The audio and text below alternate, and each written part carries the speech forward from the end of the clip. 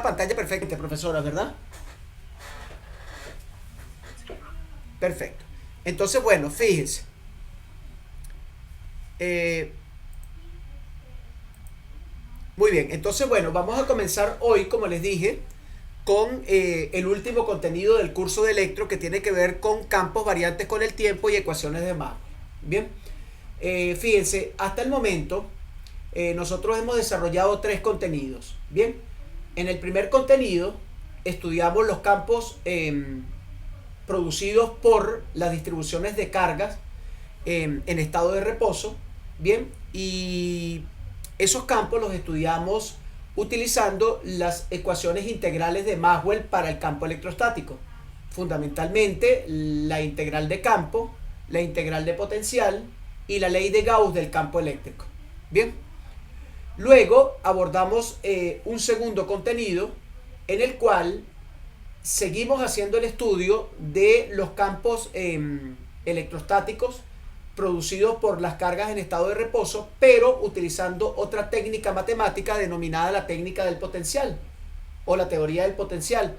Allí utilizamos la ecuación fundamentalmente de Laplace para hacer el cálculo de algunos campos eléctricos e incluso introducir otros conceptos importantes como los conceptos relacionados con los condensadores y la capacitancia de los condensadores. Bien, para estudiar en ese caso todo aquello que estaba relacionado con los campos electrostáticos y la capacitancia de los campos electrostáticos. Luego nos fuimos al contenido 3. En el contenido 3 nosotros lo que hicimos fue hacer una combinación entre ecuaciones integrales y ecuaciones diferenciales y estudiar un poco el concepto de corriente, bien, eléctrica. Dividimos a la materia en materiales conductores, semiconductores, bien, y aislantes, y pues introducimos el concepto de corriente eléctrica, densidad de corriente, bien, resistencia eléctrica, resistividad, conductividad, y estudiamos las corrientes estacionarias, es decir, aquellas corrientes que no varían en el tiempo. Bien, en este contenido, y bueno, por supuesto, y de una vez hicimos la introducción de la magnetostática y estudiamos la magnetostática desde las ideas que están relacionadas con la ley de Biot-Savart, la ley de inducción de Faraday, y de una vez introdujimos un poco lo que eran los circuitos magnetostáticos, que son los circuitos que están relacionados con toroides o con, en este caso, transformadores. Bien, entonces fíjense ustedes que hemos hecho un recorrido bastante amplio de toda la teoría electromagnética. Bien, por supuesto, sin meternos con la teoría electromagnética en la materia, que como les dije, pues es un campo bastante complejo que no se estudia a nivel de posgrado, sino que se estudia a nivel de doctorado en tal caso, o en el posgrado de física teórica de la facultad, que no es para profesores, es para físicos, ¿estamos claros?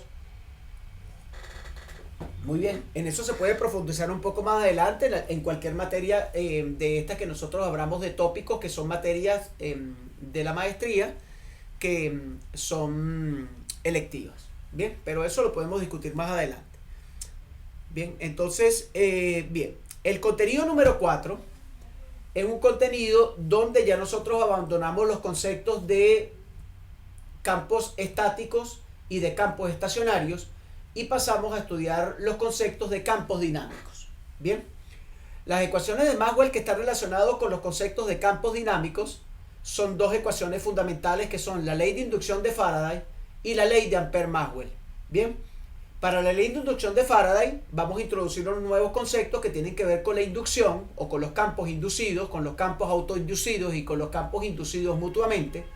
Y por otra parte, pues vamos a introducir también un concepto importantísimo de la teoría electromagnética, uno de los principales aportes de Maxwell en la teoría electromagnética, que es el concepto de corriente de desplazamiento. Bien, entonces como les dije, eso lo vamos a desarrollar en 3 clases, en la de hoy, la semana que viene y la primera semana de mayo. Bien, para culminar el curso de electromagnetismo.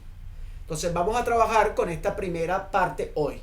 Bien, entonces en este último contenido se presentarán dos conceptos nuevos: el campo eléctrico que produce un campo magnético cambiante y el campo magnético que genera un campo eléctrico cambiante. Entonces fíjense ustedes que ahora vamos a ver cuáles son los efectos que producen los campos eléctricos cambiantes y los campos magnéticos cambiantes, porque en eso se basa la última parte de la teoría electromagnética. Bien,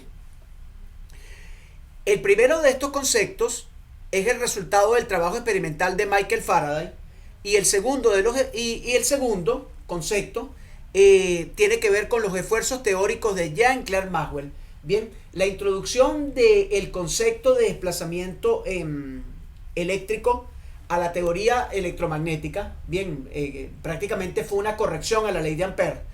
Y por supuesto, la presentación del famoso artículo La electrodinámica de los cuerpos en movimiento de Maxwell, aproximadamente en 1895, bien, junto con el descubrimiento de que la luz era una onda electromagnética, eso lo vamos a discutir un poquito más adelante, fue lo que conllevó a Maxwell a la edad de 32 años de edad a ganar el premio Nobel de Física.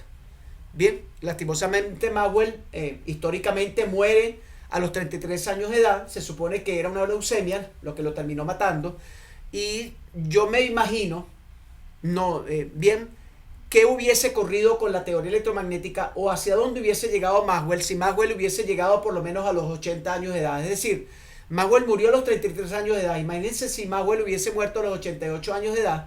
Maxwell hubiese tenido 50 años más para seguir desarrollando conocimiento científico. No sé a dónde hubiese llegado porque Maxwell, junto con Einstein, junto con Zeiss, junto con Newton, Galileo, Einstein y por supuesto Stephen Hawking en la actualidad, bien, quizás hayan sido de los 5 o 6 hombres más inteligentes de toda la historia de la humanidad.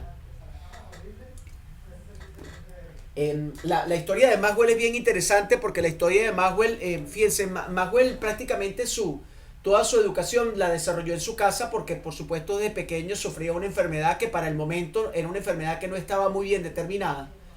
Bien, la enfermedad de Maxwell se termina conociendo cuando pues, los rayos X descubiertos por Conrado Rontgen también en la tercera parte del siglo XIX y por supuesto la introducción de otros aparatos producto de la teoría electromagnética permiten ya a la medicina poder definir aproximadamente es decir, que era un cáncer y cómo se podía más o menos empezar los tratamientos del cáncer, ¿no? Y bueno, Maxwell, por supuesto, un muchacho bastante débil a nivel a nivel de su salud. Prácticamente todo lo que es la primaria, el bachillerato, sus padres, que eran unas personas de muchísimo dinero, bien, porque su padre era un comerciante importantísimo de europeo, pues terminan pagándoles estudios directamente en su casa. Claro, ¿qué hacía Maxwell? Recibía estudios en su casa y luego, pues en esa época, en Europa, pues simplemente los estudiantes podían ir a presentar una prueba en el bachillerato o pruebas en distintos niveles del bachillerato y directamente ir aprobando y le emitían su título de bachiller, ¿no? Bien, eso también existió en una época acá en Venezuela, ¿no? Bien, donde una persona se podía presentar tranquilamente en un parasistema, presentar los últimos exámenes y le emitían un título de bachiller. Yo no sé si en la actualidad todavía eso se sigue conservando. La profesora Hilda, que está metida en ese mundo, me podría ilustrar con respecto a eso. Bien. Y, por supuesto, luego Maxwell, bien, varias veces intenta entrar a la universidad. Imagínense ustedes, pues en la universidad él hace sus estudios formales y luego intenta entrar varias veces al posgrado. En el posgrado, en los estudios doctorales, Maxwell le aplazan el examen doctoral 2 veces para ingresar. Imagínense ustedes eso. Y luego la universidad al fin aprueba su examen doctoral y termina entrando a la universidad y nada más y nada menos que el trabajo doctoral de Maxwell es la teoría electromagnética. Imagínense ustedes, bueno, quizás la teoría electromagnética, como les dije, sea de los 5 o 6 trabajos más importantes de la historia de la humanidad a nivel científico, ¿no? Porque hay que ver las implicaciones que la teoría electromagnética trajo a la humanidad.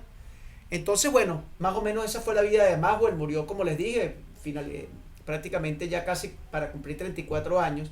Y como le estaba señalando, ¿a qué hubiese llegado Maxwell si hubiese durado por lo menos 50 años más? No lo sabemos. No lo sabemos. Bueno, mire, profe, usted no me va a creer, pero yo repetí 4.º con física. Bueno, De sí. verdad, Ujú. repetí porque, bueno, había una situación familiar muy fuerte en ese momento, pues Claro. económica. Y en ese año repitió mi hermano el año escolar y mi persona. Y yo repetí con física y biología. Bueno, una cosa Y que, bueno, y una cosa que me lleva a hacer todo esto que estoy haciendo, ¿no? Porque de alguna manera cuando se está vivo hay que hacer todo lo que uno sueña hacer. Siento que cuando por algunas situaciones apreciamos más la vida, o sea, le damos un sentido a la vida diferente. Todo este sí, relato me hizo viajar por un momento, te estaba hablando y yo estaba ubicada en ese momento histórico también con mi vida, pues. sí, no, Entonces, un momento tremendo, a incluso, veces no podemos subestimar a las personas. O sea, de alguna manera cada uno tiene una motivación personal sí. para hacer las cosas, pues. Y para mí, bueno, más aparte de que es un reto personal, eh, siento un profundo amor por la física. Me enseñó a ser mejor persona. O sea, cada cosa que hago es por eso. Porque a veces los profesores son muy injustos, algunos, más en educación media, porque catalogamos a los estudiantes como, no, este es un mal estudiante, o este estudiante no, no hace las tareas, pero a veces no, vemos un poco más allá de lo que está sucediendo con ese estudiante, ¿no? Entonces, bueno, me hizo viajar por esa reflexión. Claro, perfecto, sí. Bueno, incluso recuerden que hay otra anécdota también interesantísima que, bueno, Einstein tuvo un profesor de bachillerato que, bueno, que dijo, mira, que el muchacho tenía algunos problemas de aprendizaje y bueno, no iba a llegar muy lejos, ¿no? Lo que pasa es que, claro, en ese momento, pues, ese tipo de decretos, ¿no? Ese tipo de juicios acerca de las personas, pues, por supuesto, tenía que ver un poco con que no estaba muy bien desarrollado todas estas teorías psicológicas que me permiten a mí, en un momento determinado, poder determinar, valga la redundancia, si un muchacho pues sufre de hiperactividad o sufre de algún tipo de deficiencia que le produzca atraso. Ok, eso no estaba muy documentado todavía en esa época, ¿no? Estamos hablando de 1800, ¿no? Y principios de 1900. En la actualidad ya nosotros tenemos más o menos bien definido y pues un muchacho pues simplemente muchas veces si la educación especial no está a la disposición en una institución educativa, pues se recomienda por medio de una psicóloga del área educativa, se recomienda que el muchachito sea llevado a otras instancias, ¿no? O a otro tipo de instituciones que trabajan con eso. Einstein lo que sufría era de una inmensa hiperactividad. Y bueno, usted sabe muy bien que bueno, un muchacho que es preguntón dentro del salón de clase, a los profesores, sobre todo de aquellas épocas, profesores que eran antiguos, no les gustaba mucho eso, ¿no? Y entonces, bueno, a Einstein lo que tenía era un déficit de atención, pero el déficit de atención estaba provocado porque el tipo andaba volando más allá que todo el mundo, ¿no? La mente de Einstein andaba por allá en otras preguntas y otros intereses totalmente distintos al del resto de niños, porque era una persona especial, pero bueno. Y fue decretado y muy duro. Los padres de Einstein tuvieron que llevárselo a otra institución escolar y menos mal que Einstein tenía problemas de aprendizaje, ¿no? Ok. No, profe, yo viví una experiencia con un estudiante con esa condición y bueno, fue una experiencia única. O sea, cómo Claro, explicarle al niño física donde él se estaba viendo las manos, estaba en otra cosa, pero cuando intervenía, las preguntas eran contundentes. O sea, el niño hacía preguntas que me pegaba contra la pared. claro, Y recuerdo un día que estábamos haciendo un ejercicio de despeje porque estaba en tercer año. Y él me dijo, profe, yo quiero pasar a hacer el primer despeje. Y yo, bueno, claro, ¿cómo no pasa? Y resulta que él dijo, pero voy a hacer mi propia ecuación. Entonces hizo una ecuación y le colocó cuadrados, raíces, todo lo que se le ocurrió. Y entonces, bueno, fue una clase bien jocosa con los estudiantes. claro, claro, Pero mi claro. hija era estudiante de ese grupo y ella recuerda esa clase muchísimo. Ah, perfecto. Bueno, sí, hay que tener cuidado allí un poco con los estudiantes porque claro, uno de los estudiantes puede, lo que tiene que hacer es tratar de aprovechar esas iniciativas que tienen que ver precisamente con aspectos conductuales distintos al resto del grupo y tratar de direccionarlas y decirle, bueno, mira, lo que estás escribiendo en el pizarrón se te aplaude, ¿ok? Pero tienes que tener cuidado porque, bueno, eso que está ahorita está perfecto porque tú estás comenzando a introducirte en todo este mundo y a empezar a descubrir un mundo que está alrededor de todo la matemática, de toda la física, ¿no? Pero más adelante, pues, hay que el estudiante demostrarle y decirle, bueno, mira, vamos a revisar a ver si eso que escribiste en el pizarrón es correcto o no es correcto. Y ahí es donde empezamos a formalizar el conocimiento, decirle, bueno, mira, no es correcto porque resulta de que si le colocas el negativo dentro de la raíz de un número negativo no existe, y entonces así sucesivamente uno va introduciendo algunas cosas matemáticas, igualmente físicas, ¿no? Bien, en los estudiantes, pero no hay que tratar de no cercenar la iniciativa que tiene el estudiante. Bien, y entonces, bueno, ahí donde del trabajo del docente es muy meticuloso. Hay otro aspecto importante también de la vida de Maxwell, que bueno, Maxwell prácticamente toda la teoría electromagnética la desarrolló en su casa de campo y con la ayuda de su esposa, ¿no? Prácticamente la esposa lo veía durante el día 2 o 3 veces para tocarle la puerta, llevarle unos alimentos allí. Maxwell comía incluso en su habitación y por supuesto, bueno, ellos por las noches, pues, por allí hay algunas anécdotas importantes de la historia, pues se sentaban, pues, alrededor de la chimenea, bien, a tomarse algo, a conversar con la esposa. Bueno, prácticamente él pasaba con su esposa era a las horas de la noche. Las horas del día fue un trabajo arduo de Maxwell de prácticamente casi 4 años desarrollando su tesis doctoral, pero imagínense ustedes nada más y nada menos que la tesis doctoral era quizás, como les dije, ¿no?, uno de los trabajos más importantes que la humanidad conozca, que es la teoría electromagnética, ¿no? El primer trabajo que Maxwell publicó, se los voy a mostrar eso en la clase 3, vamos a revisar un poco las ecuaciones de Maxwell ya. El primer trabajo que Maxwell publicó aproximadamente en 1895 era un trabajo de 21 ecuaciones.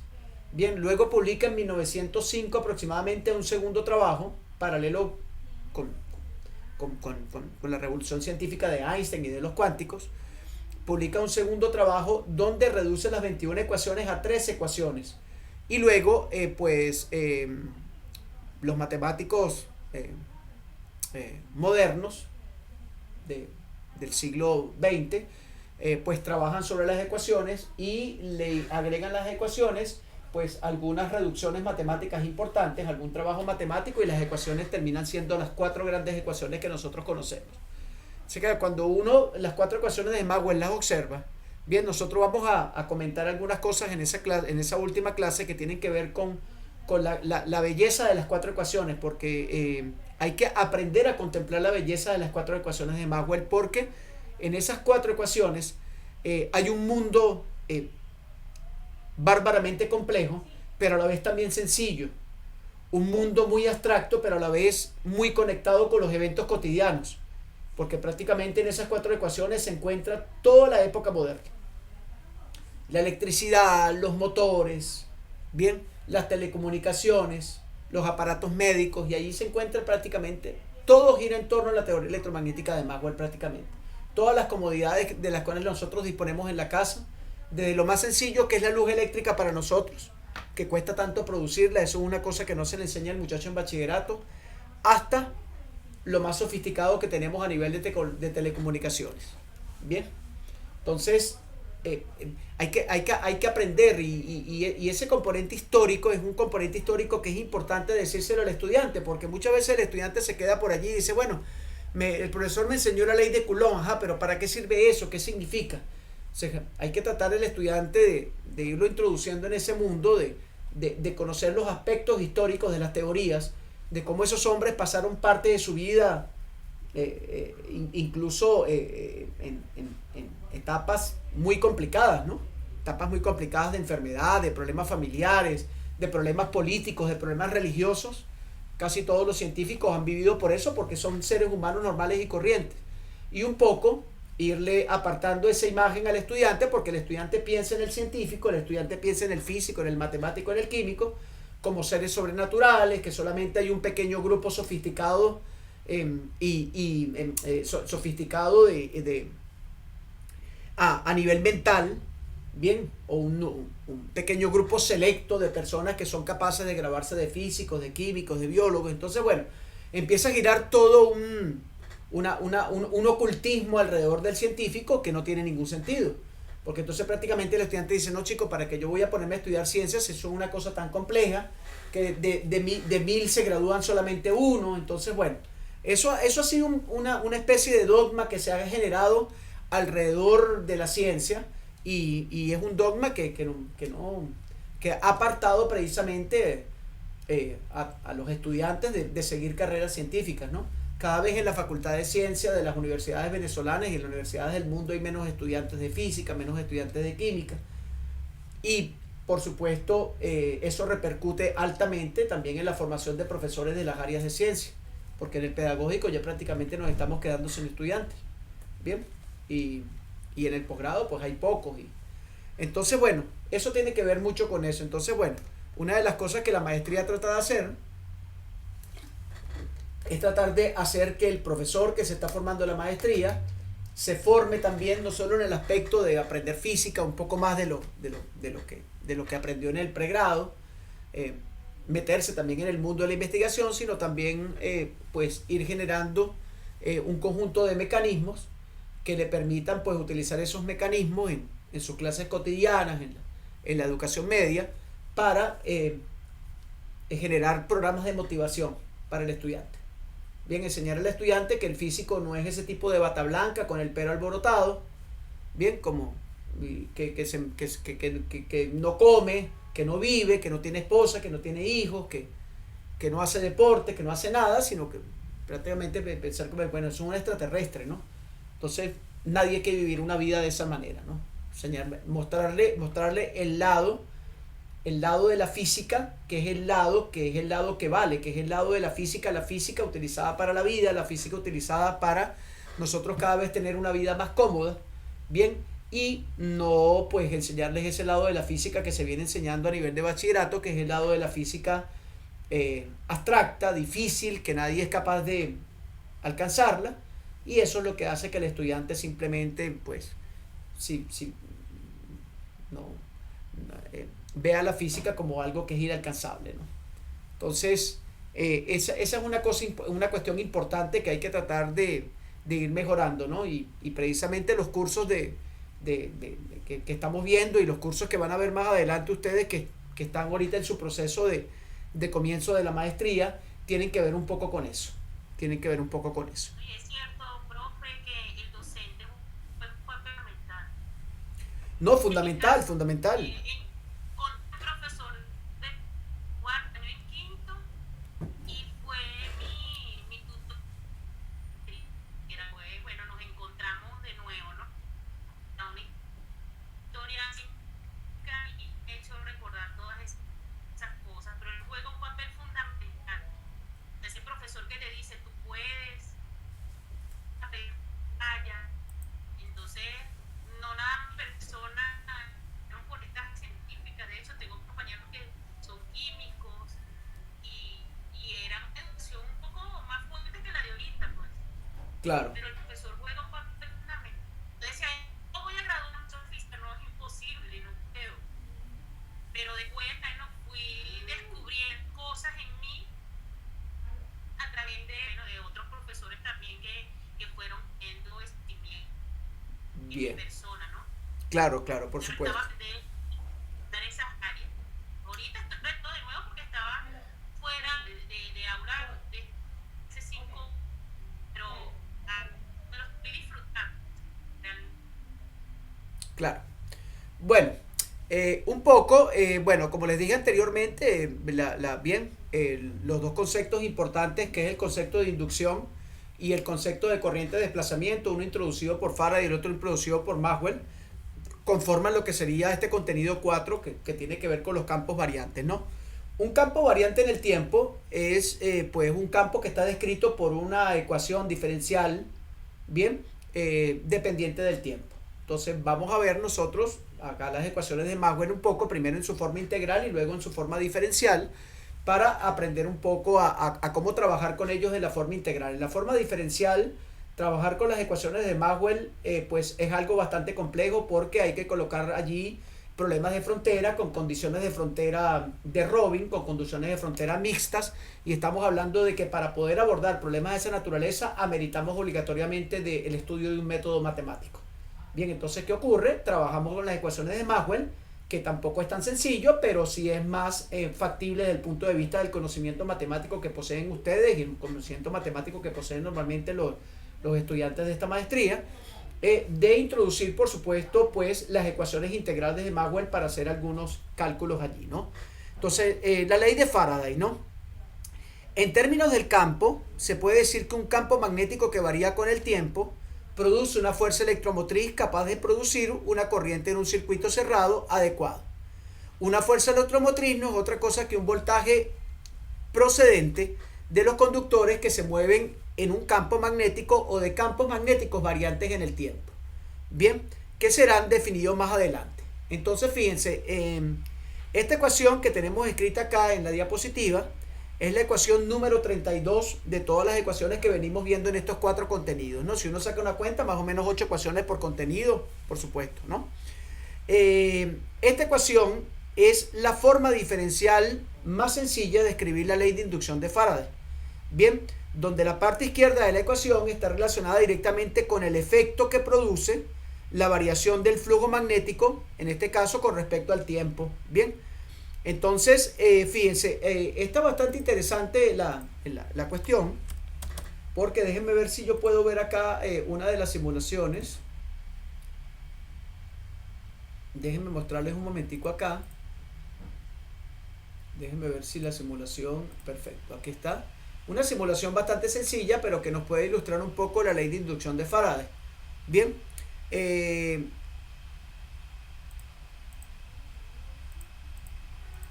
vamos a ver un momentico acá.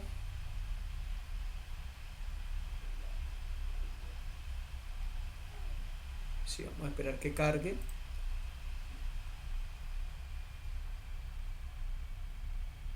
Perfecto, aquí está. Déjenme un momentico compartir en la pantalla. Otra vez. Bien. Vamos a parar un momentico acá.